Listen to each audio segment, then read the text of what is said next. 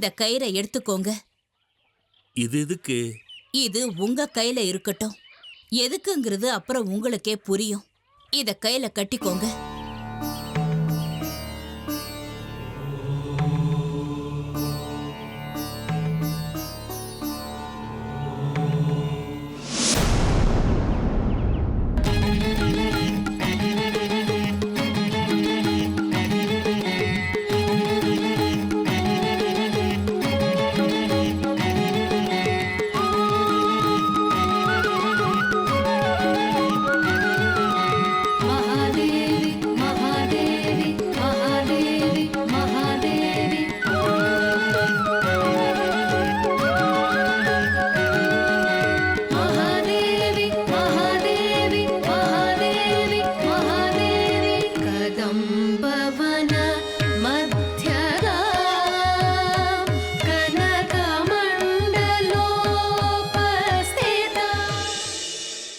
இப்போ நீ நான் சொல்ற மாதிரி செய். காட்ட தாண்டினா நித்தியவாகினி நதி ஓடுது. நீ அங்க போகணும். கரையில உனக்கு மண்ணாலான ஒரு பெரிய கட்டி கிடைக்கும். அத நீ உடைக்கணும். அதுக்குள்ள உனக்கு என்ன கிடைக்குதோ அது யார் கண்ணிலையும் படாம நீ இங்க கொண்டு வந்துடணும். அப்படி என்ன இருக்கும் அதுக்குள்ள? அங்க போனதுக்கு அப்புறம் அத நீயே பார்க்க போறல்ல, அப்போ உனக்கே புரியும். போ. நான் எப்ப போகணும்? நாளைக்கு சூரியன் உச்சிக்கு வந்ததுக்கு அப்புறம் போ. எனக்கு அங்க தனியா போக பயமா இருக்கே. உதவிக்கு உனக்கு ரொம்ப நம்பிக்கையானவங்கள நீ கூட்டிட்டு போ. நீங்க அங்க போறது யாருக்கும் தெரியக்கூடாது. நீங்க வர்றத யாரும் பார்க்க கூடாது. அப்படியே செய்யறமா. போயிட்டு வா, எல்லாம் நல்லதே நடக்கும்.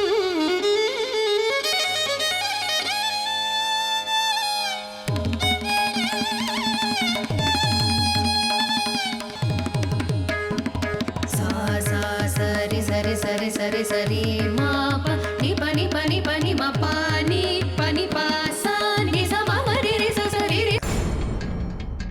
அங்க சிறிச்சக்கரை எங்க போயிடுச்சுன்ற ஒரு கேள்வியையும் நானே எழுப்புவேன். கலாட்டா ஆரம்பமாகும். தேடுதல் வேட்டையும் ஆரம்பமாகும். பெரிய பிரச்சனை வெடிக்கும். அதுக்கப்புறம் சிறிச்சக்கரம் காணாம போன விஷயத்த ஸ்டேஷனுக்கு வந்து நானே என் கைப்பட எழுதி கொடுப்பேன். உன்கிட்ட வேணும்னே நான் சண்டை பிடிப்பேன். நீயும் பரபரப்பா தேடுற மாதிரி ஒரு நாடகத்தை நடத்தணும். அதுக்கப்புறம் என்ன? ஜனங்கள் எல்லாரும் அவங்க பிரச்சனை மூழ்கி போய் எல்லாத்தையும் மறந்துடுவாங்க. இது நான் போட்ட திட்டம்.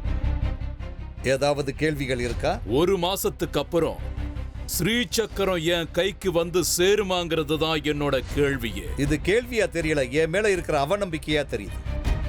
ஸ்ரீசக்கரத்து மேல சத்தியம் பண்ணி சொல்றேன், ஸ்ரீசக்கரம் ஒரு மாசத்துக்கு அப்புறம் உங்க கைக்கு வந்து சேரும். அதை நீங்க எப்படி வேணாலும் பயன்படுத்திக்கலாம். சரி, ஒத்துக்கிறேன். நான் கேள்வி எதுவும் கேட்கல, பரிபூர்ணமா இதை ஒத்துக்கிறேன். அப்படின்னா சரி.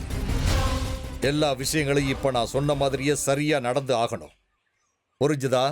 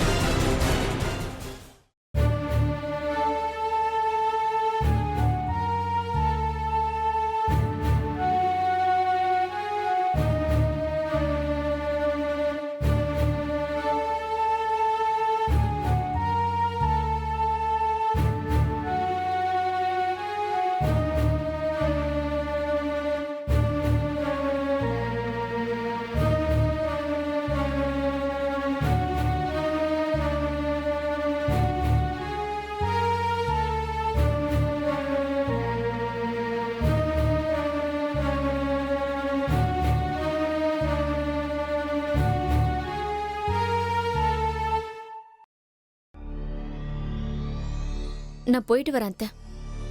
அக்கா நான் கிளம்புறேன்.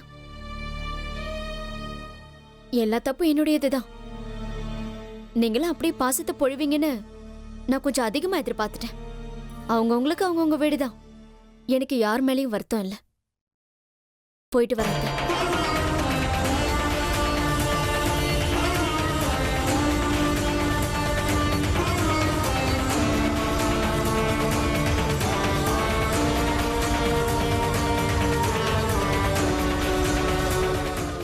நான் போயிட்டு வரேன் மாமா. டேய் சேகரா, நீ பிறந்ததுல இருந்து நான் உன்னை பார்த்துக்கிட்டு இருக்கேன்டா. இத்தனை வருஷத்துல ஒரு தடவை கூட இப்படி கடினமா நடந்துகிட்டதே கிடையாது. ஏன்டா உனக்கு இவ்வளவு கோபம்? ஏன் இப்படி பண்ற? சுனிதா விஷயத்துல ஏன் இப்படி கடினமா இருக்க? நான் என்னம்மா பண்றது? சுனிதா நம்ம வீட்ல இருக்கிறதுல எனக்கு எந்த பிரச்சனையும் இல்லை. ஆனா லலிதாவுக்கு அவ தங்க இந்த வீட்ல இருக்கிறது பிடிக்கல. இவ புருஷனுக்கும் வேண்டாதவள் ஆயிட்டா. பெத்தவங்க இருக்கியா செத்தியான்னு ஒரு வார்த்தை கூட கேட்கல.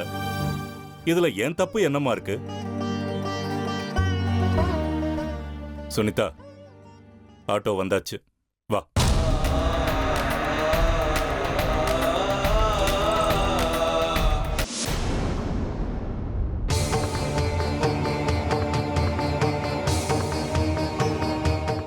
நான் ரொம்பவே கோவப்படுவேன்.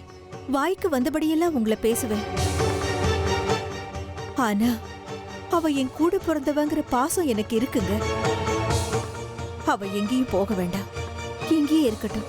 நானே அவளுக்கு பிரசவம் எல்லாம் பாத்துக்கிறேங்க. சுனிதா, நீ போக வேண்டாம். வேண்டாம் லலிதா, தேவையில்லாம சந்தேகம் பிரச்சனைகள். போகட்டும், விடு. உங்களை நான் கெஞ்சி கேட்டுக்கிறேங்க, அவளை அனுப்பிடாதீங்க. அவ இங்கேயே இருக்கட்டும்.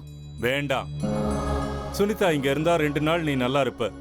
3ஆவது நாள் பிரச்சனை ஆரம்பிச்சிடும். உனக்கு என் மேல சந்தேகம் வரும்.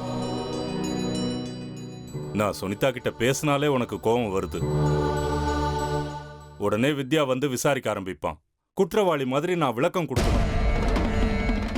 அம்மா எனக்கு வக்காலத்து வாங்குவாங்க, உனக்கு அம்மா மேல கோபம் வரும். இதெல்லாம் தேவையா? நான் அந்த அம்மன் மேல சத்தியம் பண்ணி சொல்றேங்க, இந்த தடவை அந்த மாதிரி எதுவும் நடக்காது. நான் எந்த பிரச்சனையும் பண்ண மாட்டேங்க. வித்யாவை உங்களை எதுவும் விசாரிக்க மாட்டான். சரின்னு சொல்லுங்க. ம்.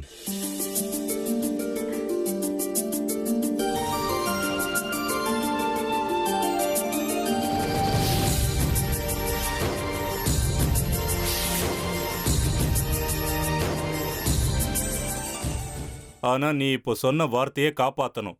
அதுக்கு சம்மதமா இருந்தா இருக்கட்டும். சுனிதா இங்க இருக்கிறதுல எனக்கு எந்த பிரச்சனையும் இல்லை.